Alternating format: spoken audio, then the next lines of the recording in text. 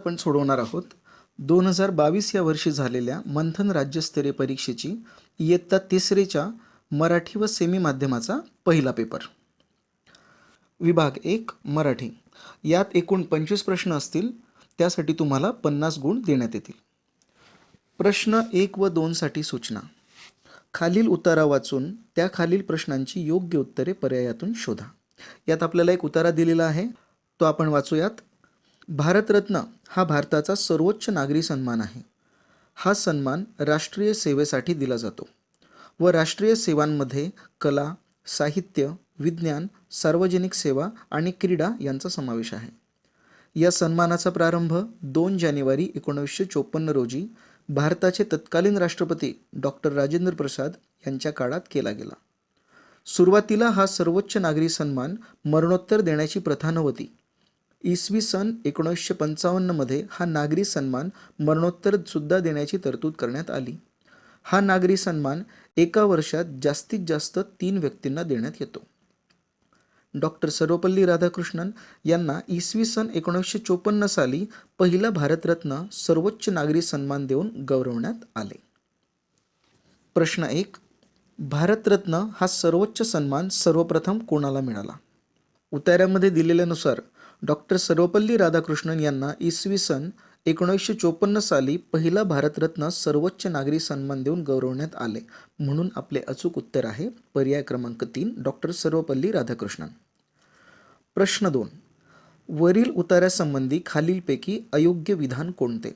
यात आपल्याला 4 विधान दिलेले आहेत. यातून जे चुकीचं विधान असेल ते आपल्याला ओळखायचं आहे. पहिलं विधान आहे भारतरत्न हा भारताचा सर्वोच्च नागरी सन्मान आहे. उतार्यानुसार हे विधान अगदी बरोबर आहे. दुसरं विधान आहे भारतरत्न हा सन्मान एका वर्षात जास्तीत जास्त 5 व्यक्तींना देण्यात येतो. हे चुकीचं विधान आहे. याचं योग्य विधान असलं पाहिजे होतं भारतरत्न हा सन्मान एका वर्षात जास्तीत जास्त 3 व्यक्तींना देण्यात येतो. तिसरा पर्याय आहे भारतरत्न हा पुरस्कार 1954 मध्ये सर्वप्रथम देण्यात आला. हे विधान बरोबर आहे. चौथं विधान आहे भारतरत्न हा सन्मान कला, साहित्य, विज्ञान, सार्वजनिक सेवा आणि क्रीडा या राष्ट्रीय सेवांसाठी दिला जातो. हे देखील अचूक पर्याय आहे. म्हणून आपलं अचूक उत्तर आहे पर्याय क्रमांक 2 जे विधान चुकीचे आहे. प्रश्न 3. खालील पर्यायातून विरुद्धार्थी शब्दाच्या चुकीच्या जोडीचा पर्याय शोधा. प्रश्न नीट वाचायचा आहे. यामध्ये चुकीची जोडी आपल्याला ओळखायची आहे. पर्याय बघूयात. पहिला पर्याय आहे लांब, दूर. ही विरुद्धार्थी शब्द आहेत का? नाही, तर हे समानार्थी शब्द आहे. म्हणून हे आपलं अचूक उत्तर असू शकतं. दुसरा पर्याय आहे सरळ आणि वाकडा. ही विरुद्धार्थी जोडी आहे. तिसरा पर्याय मागे, पुढे. ही सुद्धा बरोबर जोडी आहे. चौथा पर्याय आहे लहान, मोठा. ही सुद्धा विरुद्धार्थी जोडी आहे. म्हणून आपलं अचूक उत्तर आहे पर्याय क्रमांक 1 लांब, दूर. प्रश्न 4. पाणी या शब्दाचा वापर करून खालीलपैकी कोणता जोड शब्द तयार होतो? पर्याय आहे पाऊस पाणी, बरोबर. दुसरा पर्याय आहे पाटपाणी. हे सुद्धा बरोबर आहे. तिसरा पर्याय आहे हवा पाणी. हा सुद्धा पर्याय बरोबर आहे. चौथा पर्याय आहे सर्व पर्याय बरोबर. आपलं अचूक उत्तर आहे पर्याय क्रमांक 4. प्रश्न 5. खालील प्रश्नात रिकाम्या जागी योग्य समूहदर्शक शब्द शोधा. समीरने दिवसभरात 15 पोत्यांची गाडलेली जागा गोदामातून ट्रकमध्ये हलवली. पहिला पर्याय आहे ढीग. ढीग हा पोत्यांचा असतो का? नाही. नारळ, विटा व कलिंगड यांचा ढीग असतो. म्हणून हा पर्याय चुकीचा आहे. दुसरा पर्याय आहे थप्पी. थप्पी कशाची असते? पोत्यांची. म्हणजे एक अचूक पर्याय असू शकतो. तिसरा पर्याय आहे रास. रास धान्याची असते. म्हणून हा पर्याय सुद्धा चुकीचा आहे. चौथा पर्याय आहे जुडी. जुडी कशाची असते? पालेभाजीची. म्हणून आपलं अचूक उत्तर आहे पर्याय क्रमांक 2 थप्पी. प्रश्न 6. खालील वाक्यात कोणते विरामचिन्ह वापरलेले आहे? झाडावर मधमाशी, कोकिडा, खारुताई, चिमणी व कावळा राहत होते. यात जर आपण नीट पाहिलं तर यामध्ये स्वल्पविराम व पूर्णविराम हे 2 विरामचिन्ह यात वापरले गेलेले आहे. अ पूर्णविराम, ब प्रश्नचिन्ह, क स्वल्पविराम. आता यात जर आपण नीट पाहिलं तर वाक्यामध्ये फक्त स्वल्पविराम व पूर्णविराम हे 2च विरामचिन्हे वापरण्यात आलेली आहेत. म्हणजे प्रश्नचिन्ह यात वापरलेले नाही आहे. पूर्णविरामासाठी दिलेलं आहे अ आणि स्वल्पविरामासाठी आहे दिलेलं क. म्हणून आपलं अचूक उत्तर असणार आहे पर्याय क्रमांक 3, फक्त अ आणि क योग्य. प्रश्न 7. खालील शब्द गटामध्ये एकूण किती अशुद्ध शब्द आहेत?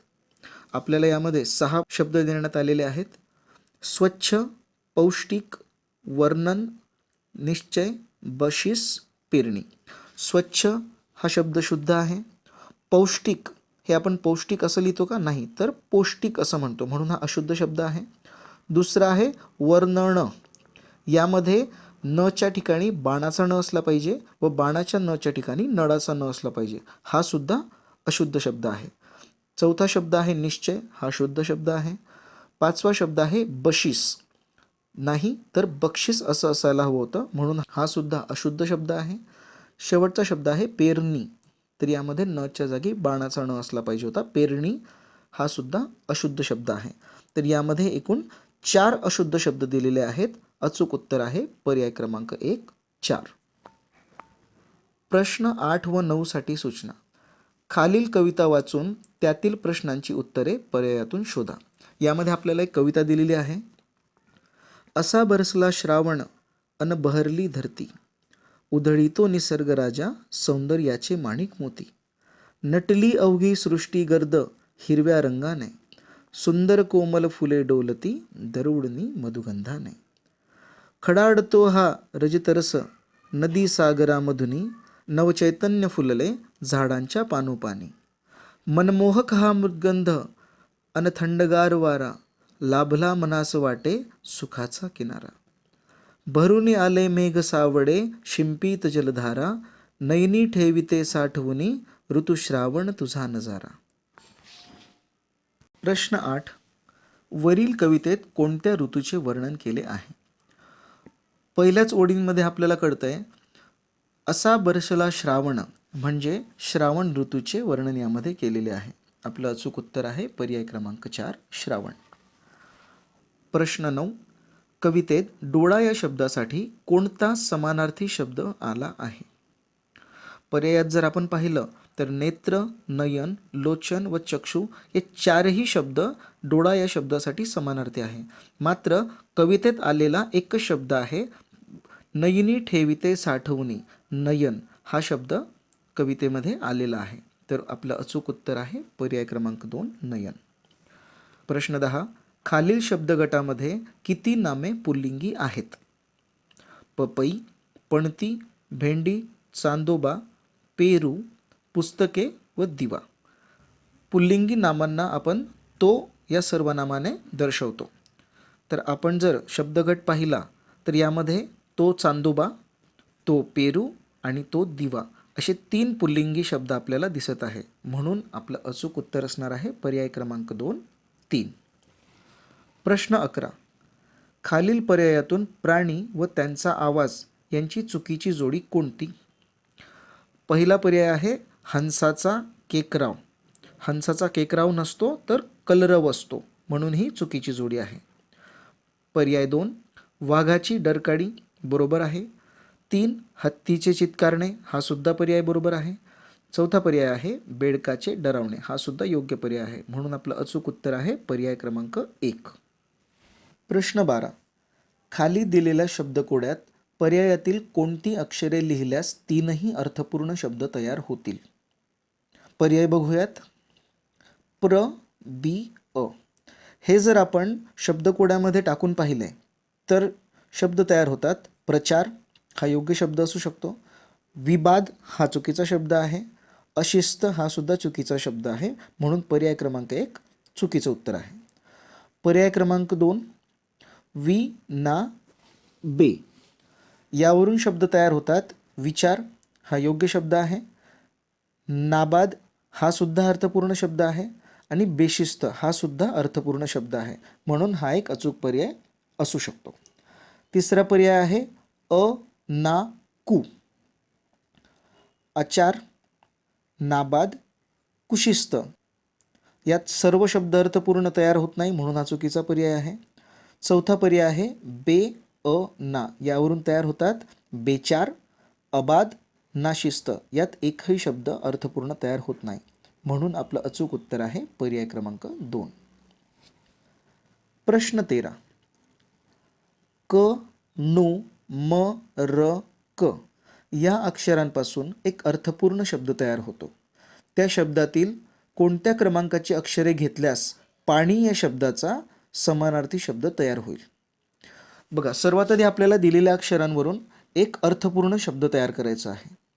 जर नीट विचार केला तर तुम्हाला कळेल तयार होणारा शब्द आहे करमणूक. यातून आपल्याला पाणी या शब्दाचा समानार्थी शब्द शोधायचा आहे. पाणी हे नीट बघायचं आहे. पाणी या शब्दाला जी विलांटी आहे ती पहिली विलांटी आहे, दुसरी नाही. बऱ्याच मुलं या ठिकाणी गोंधळ घालतात. पाणी म्हणजे आपण पिण्याचं पाणी बघतो, पण पाणी या शब्दामध्ये पहिली विलांटी जर असली तर त्याचा अर्थ होतो हात, कर, हस्त. तर आपल्याला कर हा शब्द करमणूक याच्यामध्ये मिळू शकतो. यात जर आपण पहिली 2 अक्षरे पाहिली तर हे होतात कर म्हणजे हस्त म्हणजेच पाणी. तर आपलं अचूक उत्तर आहे पर्याय क्रमांक 2, पहिल्या व दुसऱ्या. प्रश्न 14. खालील पर्यायातून म्हण व त्या म्हणीचा अर्थ असणारी योग्य जोडी शोधा. पर्याय 1. अंथरूण पाहून पाय पसरावे म्हणजे काय? ऐपतीच्या मानाने खर्च करावा. मात्र पर्यायात दिलेला आहे दोन्ही बाजूंनी अडचणीत सापडणे, म्हणून हा चुकीचा पर्याय आहे. दुसरा पर्याय आहे दाम करी काम. याचा अर्थ होतो पैशाने सर्व कामे साध्य होतात, पण इथं दिलेला आहे काम केल्यामुळे पैसा मिळतो, म्हणून हा पर्याय देखील चुकीचा आहे. तिसरा पर्याय आहे घरोघरी मातीच्या चुली, सर्वत्र सारखीच परिस्थिती असणे. हा एक बरोबर पर्याय असू शकतो. चौथा पर्याय आहे कामापुरता मामा म्हणजे गरजेपुरते गोड बोलणारा मतलबी माणूस. यामध्ये दिलेला आहे काम असल्यावर मामाच्या गावाला जाणे. हा सुद्धा चुकीचा पर्याय आहे. अचूक उत्तर आहे आपलं पर्याय क्रमांक 3, घरोघरी मातीच्या चुली म्हणजेच सर्वत्र सारखीच परिस्थिती असणे. प्रश्न 15. खालील पर्यायातील एकवचनी शब्द कोणता? पहिला पर्याय आहे तडे. हा पर्याय बरोबर असू शकतो. दुसरा पर्याय आहे पाढे. पाढे हे अनेकवचन आहे, याचं एकवचन होतं पाढा. तिसरा पर्याय आहे मडे. हा अनेकवचनी शब्द आहे, याचं एकवचन होतं मडा. चौथा पर्याय आहे वाडे. हा सुद्धा अनेकवचनी शब्द आहे, याचं एकवचन होतं वाडा. त्यामुळे आपलं अचूक उत्तर आहे पर्याय क्रमांक 1, तडे. प्रश्न 16. खालील वाक्यातील भविष्यकाळी वाक्य ओळखा. पर्याय 1. मुग्धाच्या शाळेत चित्रकला, रांगोळी, कथाकथन स्पर्धा झाल्या. ह्या स्पर्धा होऊन गेल्या आहेत, म्हणून हा भूतकाळ आहे, भविष्यकाळ नाही, म्हणून हा पर्याय चुकीचा आहे. पर्याय 2. काल रात्री खूप पाऊस झाला. काल रात्री हा सुद्धा भूतकाळ आहे, म्हणून हा सुद्धा चुकीचा पर्याय आहे. तिसरा पर्याय आहे रोहित खाऊ खात होता. हा सुद्धा भूतकाळ आहे, चुकीचा पर्याय. चौथा पर्याय आहे मीना गोष्ट वाचणार आहे. म्हणजे तिने अजून वाचलेली आहे का? तर ती वाचणार आहे. हा आहे भविष्यकाळ, म्हणून अचूक उत्तर आहे पर्याय क्रमांक 4. प्रश्न 17 व 18 साठी सूचना. खालील संवाद वाचा व त्या खालील प्रश्नांची योग्य उत्तरे पर्यायातून शोधा. यात आपल्याला एक संवाद दिलेला आहे, तो आपण वाचूयात. अरे, हॉस्पिटलच्या बाहेर एवढी रांग कशासाठी? अरे राजू, नवीन संसर्गजन्य रोग आला आहे. हो का? काय नाव त्याचं? कोरोना. त्याच्याच तपासणीसाठी ही रांग आहे. सर्वांनी तोंडाला हे काय लावलं आहे? विषाणू संसर्ग होऊ नये म्हणून सर्वांनी मास्क लावले आहेत. हा होता संवाद.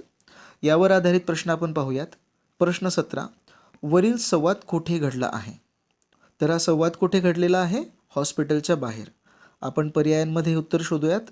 पर्याय आहे शाळेत, दवाखान्याच्या बाहेर, रस्त्यावर, राजूच्या घरी. यामध्ये तर हॉस्पिटल दिलेलं नाही आहे, मात्र हॉस्पिटलला आपण मराठीमध्ये काय म्हणतो?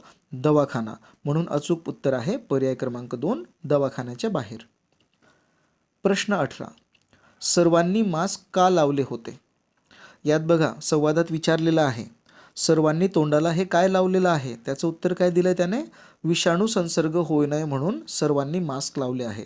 आपले अचूक उत्तर आहे पर्याय क्रमांक 1, विषाणू संसर्ग होऊ नये म्हणून. प्रश्न 19. पक्षीय शब्दाचे समानार्थी शब्द पर्यायातून शोधा. पहिला पर्याय आहे अंडज, खग, विहग. हे तीनही शब्द पक्षी या शब्दाशी समानार्थी आहेत, म्हणून हा एक अचूक पर्याय असू शकतो. दुसरे पर्याय आहेत वन्ही, पावक, अनल. हे शब्द जे आहेत अग्नीचे समानार्थी शब्द आहेत, म्हणून हा एक चुकीचा पर्याय आहे. तिसरा पर्याय आहे पंकज, सरोज, राजीव. हे कमळाशी समानार्थी शब्द आहेत, म्हणून हा पर्याय देखील चुकीचा आहे. चौथा पर्याय आहे अवनी, अरी, अंबुज. या तीनही शब्द वेगवेगळ्या शब्दांचे समानार्थी शब्द आहे. अवनी म्हणजे भू, धरती, अरी म्हणजे शत्रू आणि अंबुज म्हणजे कमळ, म्हणून हा पर्याय देखील चुकीचा आहे. तर आपलं अचूक उत्तर आहे पर्याय क्रमांक 1, अंडज, खग, विहग. प्रश्न 20. खालीलपैकी कोणत्या वाक्प्रचाराचा अर्थ चुकीचा आहे? पहिला पर्याय पसार होणे, निघून जाणे. हा बरोबर पर्याय आहे. दुसरा पर्याय मेतकूट जमणे, मैत्री खूप जमणे. हा सुद्धा बरोबर पर्याय आहे. तिसरा पर्याय आहे तोंड फिरवणे, निंदा करणे. तर ही चुकीची जोडी आहे. तोंड फिरवणे म्हणजे नाराजी व्यक्त करणे, म्हणून हा आपला अचूक पर्याय असू शकतो. चौथा पर्याय आहे भान हरपणे म्हणजे तल्लीन होणे. हा सुद्धा योग्य पर्याय आहे, म्हणून आपला अचूक पर्याय आहे पर्याय क्रमांक 3. प्रश्न 21. पुढील वाक्यातील अधोरेखित शब्दांची जात ओळखा. आपल्याला एक वाक्य दिलेलं आहे, मोरांची सुंदर पिसे मुलांना आवडतात, व सुंदर या शब्दाला अधोरेखित केलेलं आहे. आपण शब्दांच्या एकूण 8 जाती शिकलेलो आहोत. तर यात विशेषण सुद्धा आपण शिकलो आहोत. नामाबद्दल विशेष माहिती सांगणाऱ्या शब्दाला विशेषण असे म्हणतात. तर पिसे कशी आहेत? सुंदर, म्हणून सुंदर हे एक विशेषण आहे, म्हणून आपलं अचूक उत्तर आहे पर्याय क्रमांक 2, विशेषण. प्रश्न 22. पुढील शब्दसमूहाबद्दल येणारा शब्द पर्यायातून शोधा. माकडांचा खेळ करणारा. पर्याय 1 गारुडी. सापाचे खेळ करणाऱ्याला गारुडी असं म्हणतात. दुसरा पर्याय जादूगार. जादूचे खेळ करणाऱ्याला जादूगार असे म्हणतात. तिसरा पर्याय दरवेशी. अस्वलाचा खेळ करणाऱ्याला दरवेशी असं म्हणतात. आणि चौथा पर्याय आहे मदारी. माकडाचा खेळ करणाऱ्याला मदारी असं म्हणतात. अचूक उत्तर आहे पर्याय क्रमांक 4. प्रश्न 23. खालील वाक्यातील अधोरेखित शब्दाचा अर्थ पर्यायातून शोधा. भारत श्रीलंका सामन्यात श्रीलंकेची हार झाली. यात हार या शब्दाला अधोरेखित केलेलं आहे. आता हार या शब्दाचे 2 अर्थ होतात, एक तर पराभव आणि दुसरा म्हणजे फुलांचा हार. आता यामध्ये जर सामना होता तर सामन्यामध्ये फुलांचा हार होईल का? नाही, म्हणून याचं उत्तर आहे पराभव. तर अचूक उत्तर आहे पर्याय क्रमांक 1, पराभव. प्रश्न 24. खालील शब्द गटातील नाम असलेला पर्याय शोधा. अ परीस, ब रोहन, क कोण, ड उंच. यात आपण पाहिलं तर अ परीस म्हणजे हे नाम आहे, ब रोहन हे सुद्धा नाम आहे, क कोण हे सर्वनाम आहे आणि ड उंच हे विशेषण आहे, म्हणून आपलं अचूक उत्तर असणार आहे पर्याय क्रमांक 3, फक्त अ आणि ब योग्य. प्रश्न 25. विनायक दामोदर सावरकर यांना कोणते संबोधन वापरतात? पर्याय पाहूयात. पर्याय क्रमांक 1 गुरुदेव. हे संबोधन रवींद्रनाथ टागोर यांच्यासाठी वापरले जाते. पर्याय 2 लोकमान्य. बाल गंगाधर टिळक यांच्यासाठी वापरले जाते. पर्याय 3 ज्योतिबा फुले व मोहनदास करमचंद गांधी यांच्यासाठी हे संबोधन वापरले जाते. आणि चौथा पर्याय आहे स्वातंत्र्यवीर. विनायक दामोदर सावरकर यांच्यासाठी स्वातंत्र्यवीर हे संबोधन वापरले जाते, म्हणून आपला अचूक उत्तर आहे पर्याय क्रमांक 4. पुढील व्हिडिओमध्ये आपण सोडवणार आहोत विभाग 2 गणित या विषयाचे प्रश्न. प्रश्नपत्रिका सोडवताना आपल्याला जर काही अडचणी किंवा प्रश्न येत असतील तर तुम्ही कमेंट बॉक्समध्ये लिहू शकतात. व्हिडिओ आपल्यापर्यंत लवकरात लवकर पोहोचायला हवा याकरता मंथन ऑफिशियल या चॅनलला सबस्क्राईब करायचं आहे आणि सबस्क्राईब बटन शेजारी असलेली बेल आयकॉनसुद्धा प्रेस करायची आहे. तर भेटूयात पुढील व्हिडिओमध्ये.